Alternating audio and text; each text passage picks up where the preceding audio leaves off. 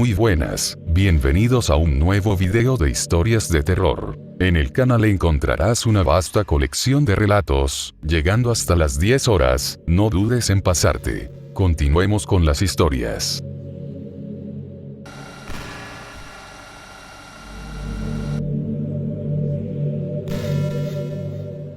Vivo en un sencillo edificio de 5 pisos, en Moscú, en el apartamento número 47. Al lado mío, por supuesto, hay otro apartamento, cuya puerta, hay un cartel amarillo ligeramente torcido, con el número 48. Este apartamento es el que hablaremos. Hasta donde yo sé, nadie ha muerto en este apartamento, en sus 40 años de historia.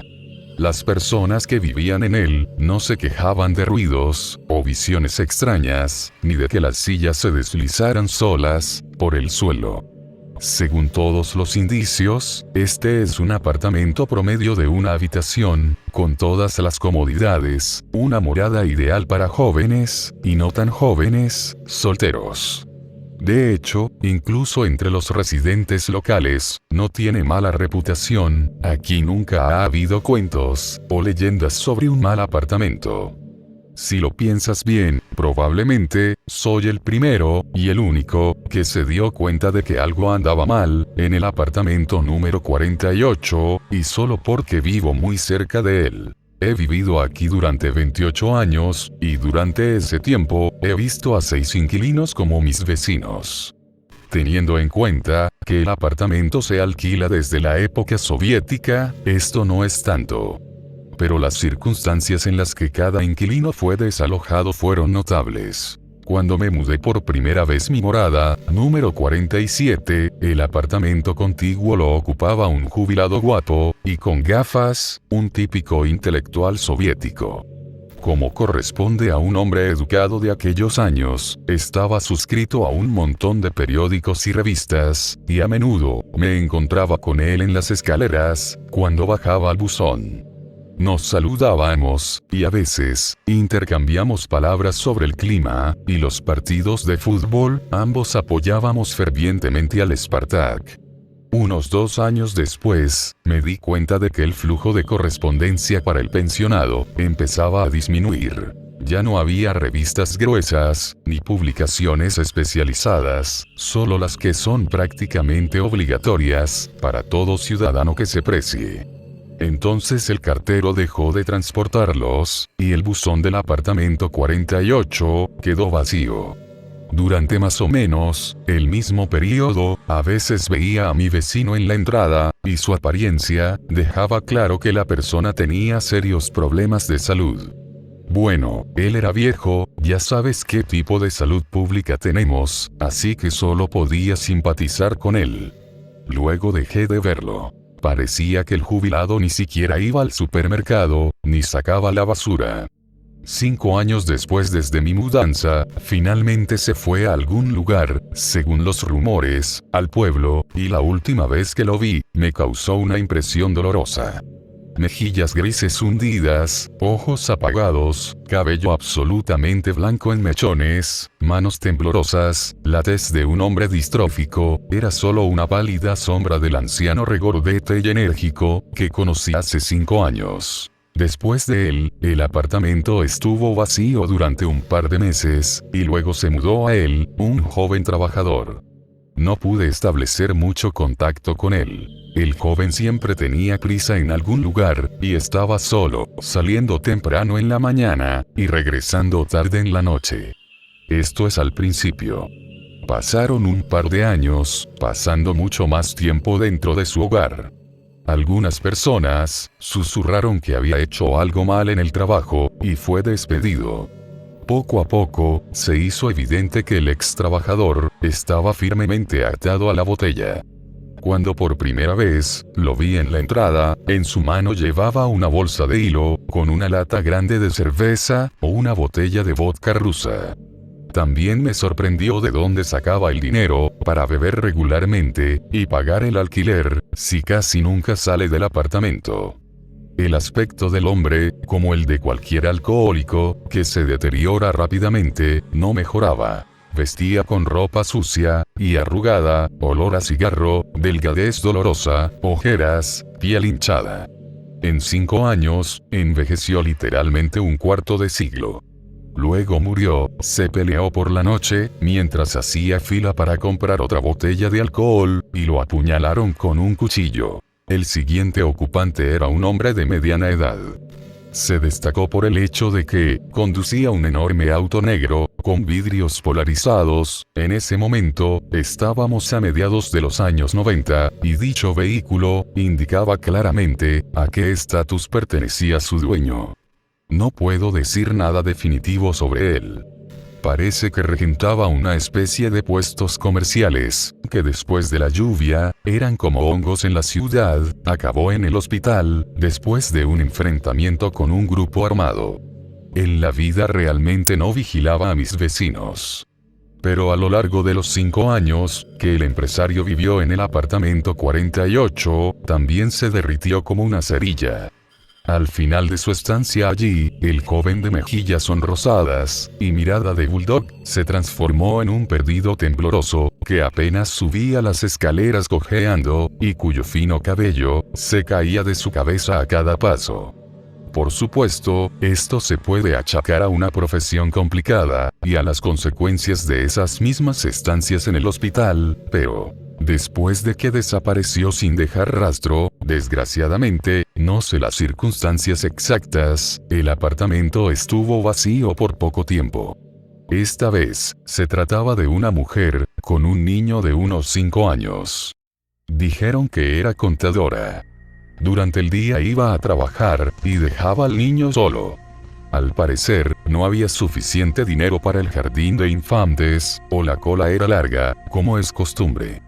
2 años después, cuando llegó el momento de que el niño fuera a la escuela, ella dejó su trabajo, y comenzó a quedarse en casa, y se negó a dejar que el niño se anotara a la escuela. Los trabajadores del servicio social la visitaron, y les armó tal escándalo, que se podía oír todo, a través de mis paredes. Luego vinieron varias veces más, pero al final, supongo, decidieron darse por vencidos. En todo caso, el niño nunca fue al primer grado. El resto del tiempo, cuando no visitaban a la mujer, todo estaba en calma en el apartamento, el niño no gritaba, la madre no bebía, y no andaba con hombres. Esto continuó durante varios años, hasta que un día, en mi ausencia, era verano, estaba de vacaciones en el sur, los vecinos oyeron un fuerte llanto, y llamaron a la policía. Abrieron la puerta del departamento, y vieron que la mujer yacía inconsciente, en un baño caliente. Fue un accidente cerebrovascular isquémico. Me comentaron más tarde, la bombearon, pero había permanecido sin ayuda médica, durante demasiado tiempo, y no recuperó completamente el sentido. En otras palabras, quedó discapacitada, y postrada en cama. No sé qué pasó con el niño, si lo enviaron a un orfanato, o si hubo familiares que aceptaron adoptarlo, pero Fiodor, mi vecino del número 45, me dijo que la propia Galina, refiriéndose a la mujer, parecía un cadáver viviente. Y no se podía descartar ningún signo de derrame cerebral. Piel cerosa, cara flácida, algunas úlceras en los brazos y el cuello, y un peso máximo de 40 kilos. Fue después de este cuarto inquilino, que todo hizo clic en mi cabeza. La secuencia de eventos formó algo inquietante, y decidí monitorear de cerca lo que sucedería en el apartamento 48 en el futuro. El quinto era otro pensionista soltero. Sin embargo, aquí acabó su parecido con aquel intelectual tranquilo y educado de los años 80. Era un anciano bilioso, encorvado, y de baja estatura, que constantemente refunfuñaba algo en voz baja, y despedía a cualquier persona que encontrara en el camino, con una mirada maligna, de sus ojos brillantes. Parece que no era del todo ruso, sino de algún tipo de sangre oriental, pero ese no es el punto. El anciano era sordo, y por las noches, encendía la televisión a todo volumen, lo que me perturbaba el sueño, y me irritaba terriblemente. Ante cualquier queja, prorrumpía en fuertes graznidos, ofendiéndose porque, según sus palabras, era un anciano enfermo, y violaban sus derechos. En general, el vecino era muy desagradable, y al observar su acelerada decrepitud, durante los siguientes 4 años, no sentí mucha lástima. Durante ese tiempo, comenzó a tener dificultades para moverse, con la ayuda de un bastón, quedó completamente calvo, se le cayó la mitad de los dientes, y quedó prácticamente ciego. En realidad, la ceguera fue la razón por la que, finalmente, lo llevaron a un asilo de ancianos. El viejo mocoso ya no podía cuidar de sí mismo. Cuando lo sacaron, maldijo en voz alta, y maldijo al mundo entero, comenzando por los camilleros, y terminando con los familiares ingratos, que decidieron exterminarlo del mundo, enviándolo a pudrirse en un asilo de ancianos. El inquilino actual, vive en el apartamento desde hace casi 4 años. Se trata de una joven estudiante, que vino de algún lugar del interior, y entró con éxito en la universidad. Pero si todavía figura allí, hasta el día de hoy, ya no puedo garantizarlo. Cuando la vi por primera vez, fresca, hermosa, apenas dando un paso hacia la edad adulta, mi corazón se hundió. Una vez que me armé de valor, llamé a su puerta una noche, le conté todo lo que sabía sobre su departamento, y le aconsejé que buscara otro lugar donde vivir. Sin embargo, esta joven criatura, aparentemente, me consideraba un viejo loco, y simplemente se rió. No, por supuesto, ella prometió hacer algo, pero solo lo dijo para deshacerse de mí. De hecho, vivió, y vive allí. Es solo que dejó de ir a la universidad, desde hace algún tiempo. Y nuevamente surge la pregunta. ¿Cómo paga el alquiler? Y en general, ¿quién es el dueño de este extraño apartamento? En 28 años, nunca he visto al propietario. Los residentes se mudaron, y abandonaron el apartamento exclusivamente por su cuenta. El otro día, antes de las fiestas de mayo, vi a mi vecina en la escalera. Es un caso raro, debo decir. Prácticamente, desapareció de la vista, hace 6 meses. Tenía peor aspecto que nunca. Su rostro se volvió demacrado, los pómulos se volvieron más afilados, los ojos se volvieron algo saltones, y aparecieron venas rojas en ellos. Durante una breve conversación conmigo, pude escucharla claramente rechinar los dientes, constantemente. Su apariencia me recordó a la de algún drogadicto. Quién sabe, tal vez realmente se volvió consumidora. ¿Estás bien? Yo pregunté. Sí, todo está bien, respondió nerviosa, tratando de pasar de largo. Te ves mal. ¿Recuerdas lo que te dije entonces, hace varios años, sobre tu apartamento? Lo recuerdo, me miró con una ira tan manifiesta, como si le hubiera infligido un insulto terrible. ¿Entonces me dejarás pasar? Lo siento, me hice a un lado. Aún así, sería mejor que te mudaras, antes de que sea demasiado tarde. Dio un par de pasos hacia su apartamento, luego se detuvo, y se giró, cuando escuchó mis palabras. Su rostro parecía un esqueleto. Me siento bien aquí, dijo. No hay motivo para mudarse. No tienes idea de lo cómodo que es. Después de eso, fue a su puerta, jugueteó un poco con la cerradura, haciendo sonar las llaves, luego entró, cerró la puerta de golpe, y empujó el cerrojo de hierro, hacia el otro lado.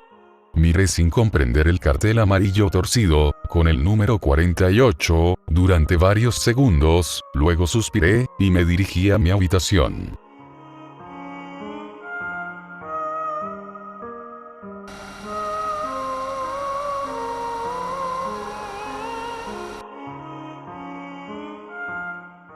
En nuestro enorme álbum familiar, junto a un montón de fotografías de todo tipo, había un trozo de papel amarillento, en el que estaba escrito, en puño y letra de mi abuelo, un texto de extraño contenido. Lo citaré completo a continuación. El portador de este documento es Aya, residente del pueblo de Shumilovo. Una niña de 10 o 12 años, a quien todos conocen, y que salvó al soldado ruso, del Ejército Rojo, herido cerca del pueblo de Shumilovo, brindándole primeros auxilios y, no dejándolo morir. El documento fue redactado en el bosque, no lejos del pueblo de Shumilovo, y es el original, les aseguro a mis camaradas. 7 de julio del año 1943. En la parte inferior había una especie de garabato, y estaba firmado con letra de niño. Desafortunadamente, este folleto no ha sobrevivido hasta el día de hoy. Pero hace mucho tiempo, cuando mi abuelo aún vivía, y conmigo, aún siendo pequeño, revisaba fotografías en un álbum, descubrimos este extraño texto. Ante mi curiosidad, mi abuelo contó una historia asombrosa. Esto fue en 1943. Cerca de cierta aldea de Shumilovo, los alemanes lanzaron tropas seleccionadas al ataque, y nuestras unidades se retiraron con grandes pérdidas. Mi abuelo resultó gravemente herido por una metralla, pero sucedió que su propia gente se apresuraron a olvidarlo en el campo de batalla. De alguna manera, logró arrastrarse hasta el bosque más cercano. Estaba sangrando de una forma preocupante, dijo pensativamente mi abuelo, la herida resultó muy grave. Intenté vendarme, pero todavía sentía que no aguantaría hasta la mañana. Había mucha sangre. Estaba tumbado en la hierba, mirando al cielo, a través de las copas de los árboles. En mis pensamientos, ya me despedí de mi familia, de mi hijo, tu futuro padre. Pedí perdón a todos, preparándome para la muerte. Y, aparentemente, la conciencia me abandonó.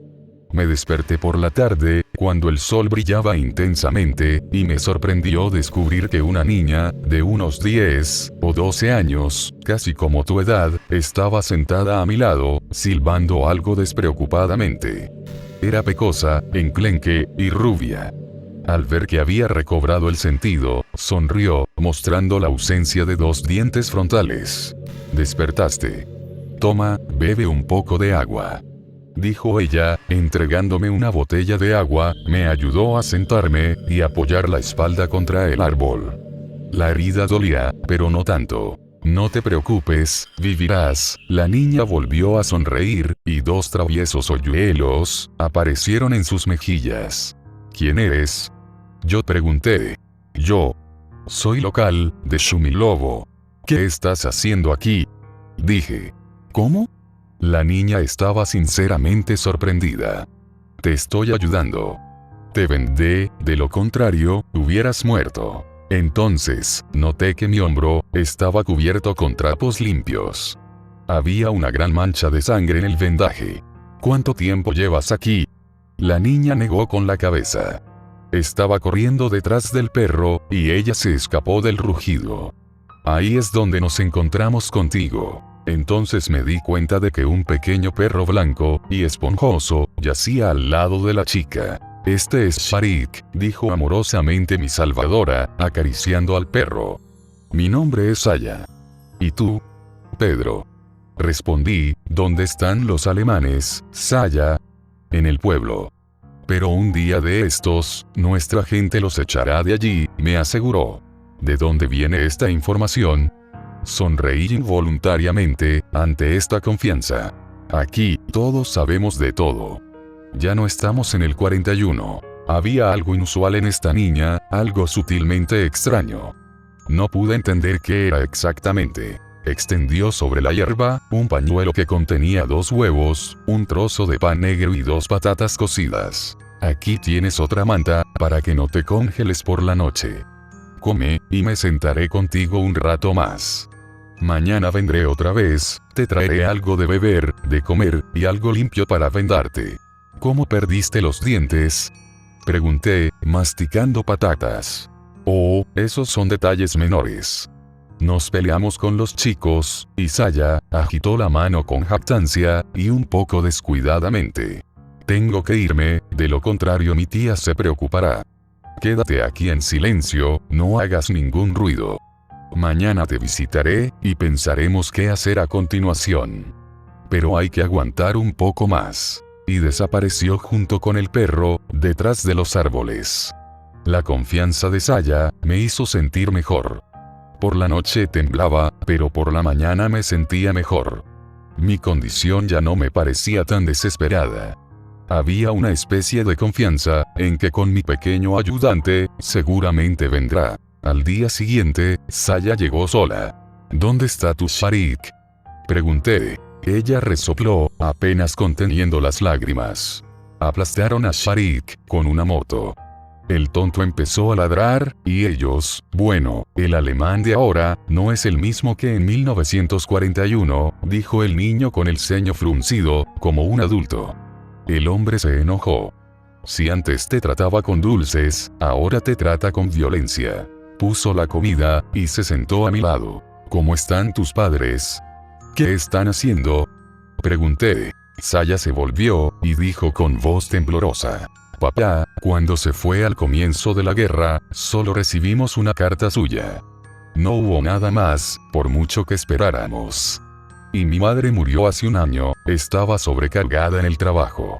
Aquí, señaló Saya, a su estómago, creció una especie de bulto, y todo lo que había dentro, era muy doloroso. Ella gritó mucho. Luego nos quedamos en silencio. Escucha, ¿por qué tu pueblo se llama Shumilovo? La niña, de repente, empezó a sonreír, como si brillara el sol. Por el río Shumika. Aquí en primavera hace ruido, cuando el hielo se mueve sobre él. Es tan ruidoso, que todo el pueblo no duerme por las noches, cuanto menos interesante, ¿no? Y, frunciendo los labios de manera divertida, Saya intentó imitar ese ruido, y dijo. Tengo un favor que pedirte. ¿Cuál? Dime, haré cualquier cosa, eres mi salvadora. Después de estas palabras, Saya me miró a los ojos con extrañeza. Escríbeme algún documento. ¿Qué tipo de documento?, pregunté sorprendido. Bueno, sobre el hecho de que te ayudé. Vaciló. Relata esta vivencia. ¿Por qué lo necesitas? Además ni siquiera tengo papel. Respondí. Pero yo lo traje, dijo la niña con picardía, y sacó una hoja de cuaderno. Así, nieto, se redactó este documento. Continuó mi abuelo, señalando el viejo trozo de papel en sus manos. Cuando le pregunté, ¿cuál es tu apellido? ¿O qué debo escribir? Nuevamente me miró extrañada, y dijo, no es necesario un apellido. Todos ya me conocen. Cuando terminamos, Saya miró el documento con admiración, y se lo guardó con cuidado en el bolsillo. Pero, después de pensar un poco, dijo, no, guarda este documento por ahora. ¿Quién sabe? Una vez que nuestros alemanes sean expulsados, me lo devolverás. Bien. Asentí. Saya me devolvió el papel con pesar y desgana. Al día siguiente, Saya no vino, aunque lo prometió. En ese momento, ya pude levantarme, e intenté acercarme al pueblo. Resultó que allí, ya estaba seguro. Echaron a los alemanes esa mañana. Empecé a buscar a Saya, pero no la encontraba por ningún lado. Pregunté a los lugareños, les expliqué su aspecto, qué tipo de perro blanco tenía, qué vestía, pero... Aquí, mi abuelo guardó silencio durante mucho tiempo. Incluso me pregunté si se había olvidado de mí, y comencé a protestar. Abuelo. ¿Qué pasó después? ¿La encontraste? Sí, estoy pensando, nieto. El abuelo me revolvió el pelo con la palma. La cuestión es que, nadie en el pueblo conocía a Saya. Y no había nadie como ella. ¿Cómo puede ser? Esto no es verdad. He estado rebanándome los sesos con esto, durante mucho tiempo, se encogió de hombros mi abuelo. Pero mi salvadora desapareció en el aire. Nadie la conocía, y nadie había visto siquiera a un niño similar. Quizás era de un pueblo vecino, sugerí tímidamente. El asentamiento más cercano, estaba a muchos kilómetros de Shumilovo. Un compañero, en ese entonces, comandaba las unidades que ocupaban esa aldea, también se interesó por mi relato, y ordenó una entrevista detallada a todos los residentes. No hubo resultados. Era como si Saya no existiera. Entonces nuestras tropas se dirigieron más hacia el oeste, y me enviaron a recibir tratamiento adicional. Y lo que es sorprendente, Como me dijeron en el batallón médico, cualquiera me habría dado por muerto con esas heridas, el hecho de sobrevivir era simplemente increíble. Todavía no sé qué clase de saya fue la que no me dejó morir en el bosque. Así son las cosas, nieto.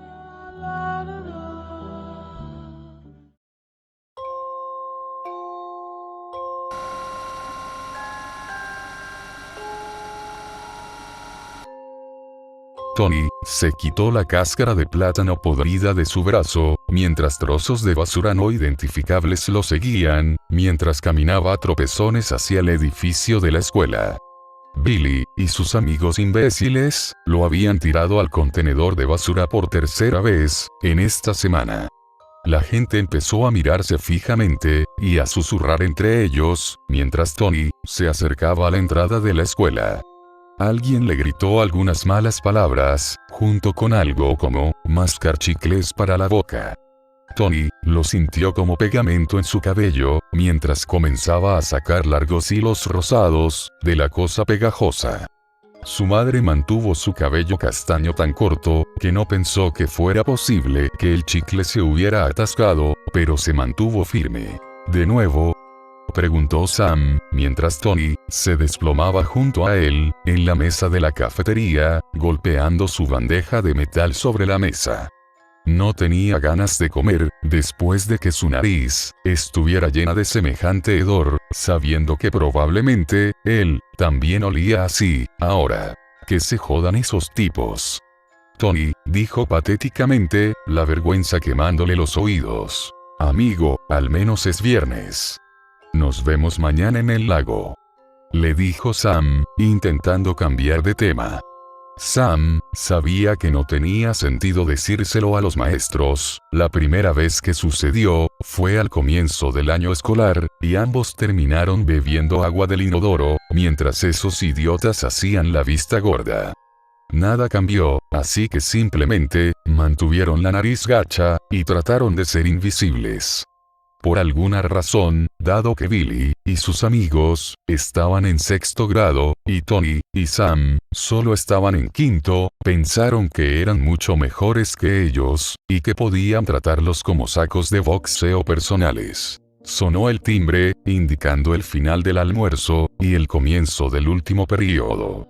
Tony caminó hacia clase, deseando que nadie le prestara atención, o, peor aún, que lo olieran de cerca. Algunos niños que se sentaban detrás de él, en clase, se rieron, mientras señalaban la tapa de yogur pegada a su espalda. Tony deseaba que ese día terminara, pero Sam tenía razón en una cosa, al menos era viernes. Llovió fuerte, mientras caminaba a casa, a Tony no le importó, ya que su mochila se empapó, probablemente dañando todo lo que había dentro. Su fino abrigo no hizo nada para protegerlo, y chorros de agua fría rodaron por su cuerpo. De repente, su pie quedó totalmente sumergido en el agua, mientras caminaba directamente hacia un charco, la guinda del pastel a este terrible día. La llave de la casa también estaba mojada, y se le escapó de las manos cuando la sacó del bolsillo. Metió la llave en la puerta, después de recogerla, y entró a la casa. Sacó su bolso, y lo colgó, junto a la puerta en el perchero, dejando que goteara sobre la alfombra, pensando que se ocuparía de eso más tarde. Cerró la puerta detrás de él, y la revisó 2 veces. Tony colgó su abrigo al lado de su mochila, y se dirigió a su habitación, buscando secarse, y ponerse ropa abrigada. Descartó su ropa apestosa en la lavandería, y encontró algunas patatas fritas desmenuzadas en sus calcetines.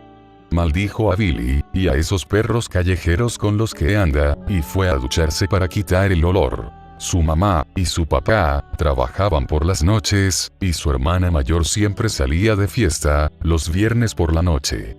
Totalmente acostumbrado a estar solo, Tony fue a la cocina. Eligió comer cereal azucarado, en lugar de lo que su madre le había dejado en el refrigerador, con una nota con una carita sonriente encima. Se sentía fresco, cálido, en pijama, se sentó en el desgastado sofá, frente al televisor.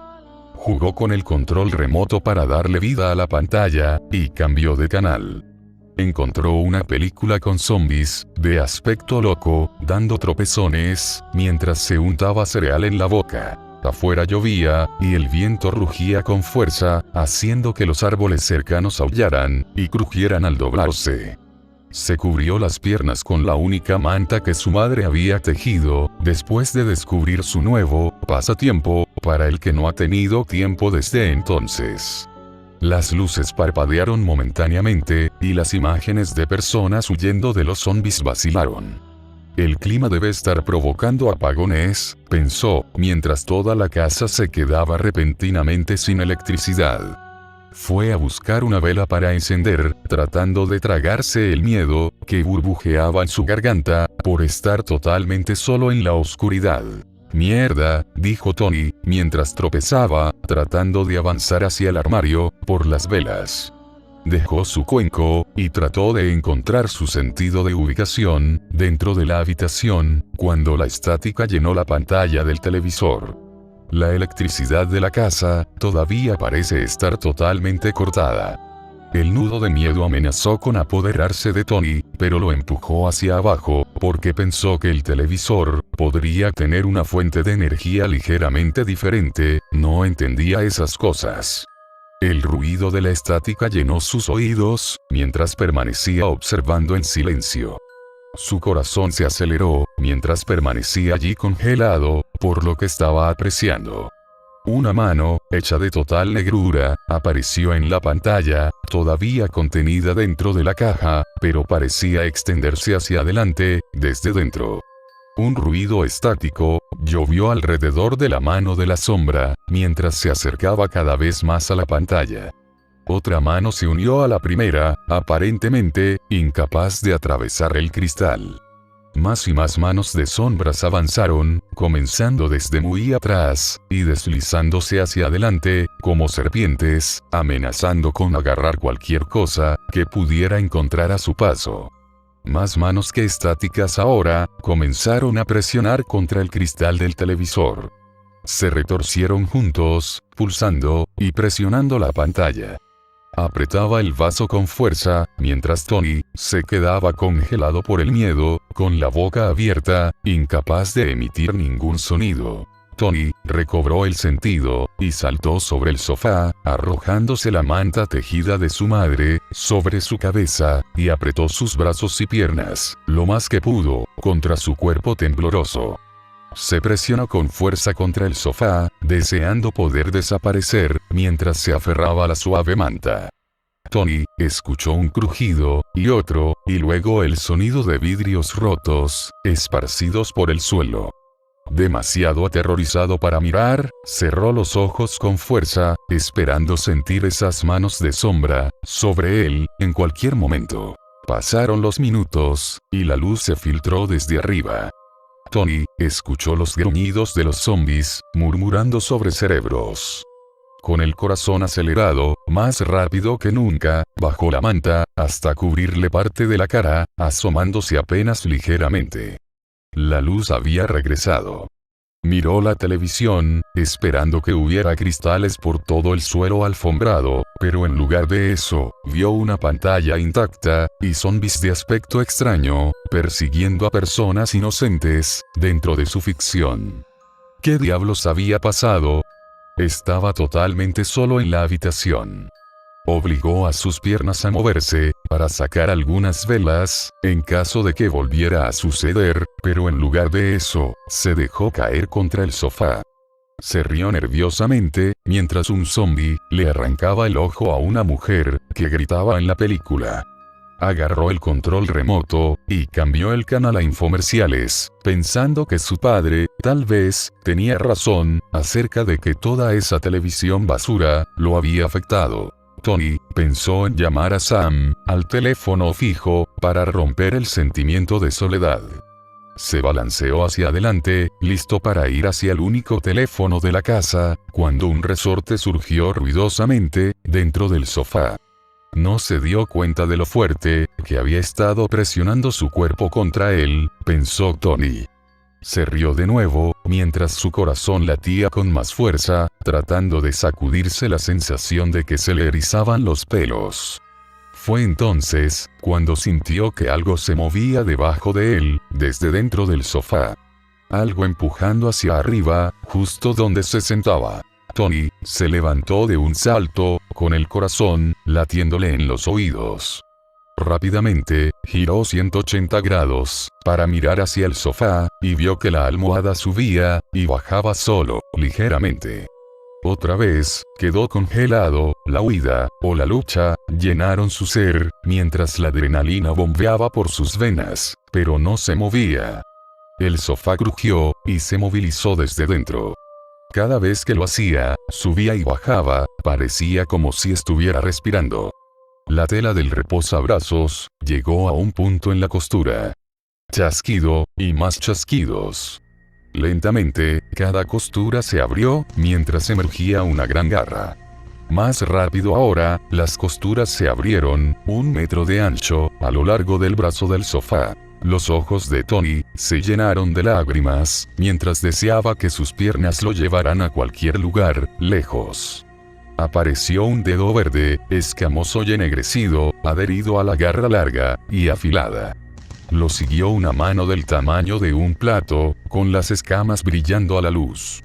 La mano pronto se extendió, hasta convertirse en un brazo grande y blindado, cubierto de escamas tan gruesas, que tintineaban al moverse. A continuación, emergieron unos hombros anchos, cargados de púas, que chocaban entre sí, al desgarrar el resto de la tela del brazo del sofá. Finalmente, apareció una gran cabeza de reptil, con ojos amarillos brillantes, que inmediatamente se dirigieron al pobre Tony. Se quedó allí, llorando, mientras la criatura sacaba sus largas y gruesas patas del sofá, y avanzaba hacia él, haciendo ruido con sus garras y escamas, mientras se movía. Por último, apareció una cola larga, que parecía totalmente diferente al resto de la criatura. La cola era lisa y escamosa, pero flexible, y se movía con fluidez, balanceándose hacia adelante y hacia atrás, como un gato. Con un chasquido, esa larga cola rodeó el torso y el pecho de Tony, envolviéndolo fuertemente, como una pitón.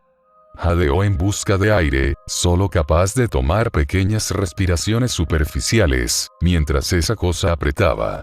Levantó a Tony, totalmente del suelo, colgándolo en el aire, mientras avanzaba pesadamente hacia él, con los ojos amarillos, mirándolo sin parpadear.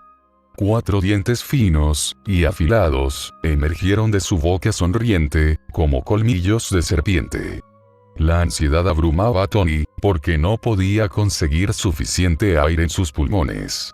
Tony esperaba ver una lengua de serpiente deslizándose hacia afuera, pero en lugar de eso, se encontró con un aguijón, estilo escorpión, deslizándose entre sus afilados colmillos. El aguijón era del tamaño de una pelota de fútbol, y parecía que fácilmente aplastaría la cabeza de alguien entre las púas.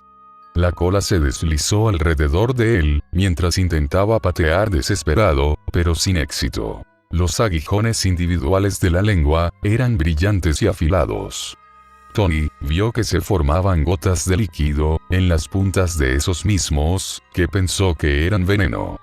Un dolor agudo gritaba desde su cuello, y trató de gritar, pero no le quedaba aire para hacer ningún ruido. Cuando se le clavaron profundamente, en un punto a cada lado de su garganta.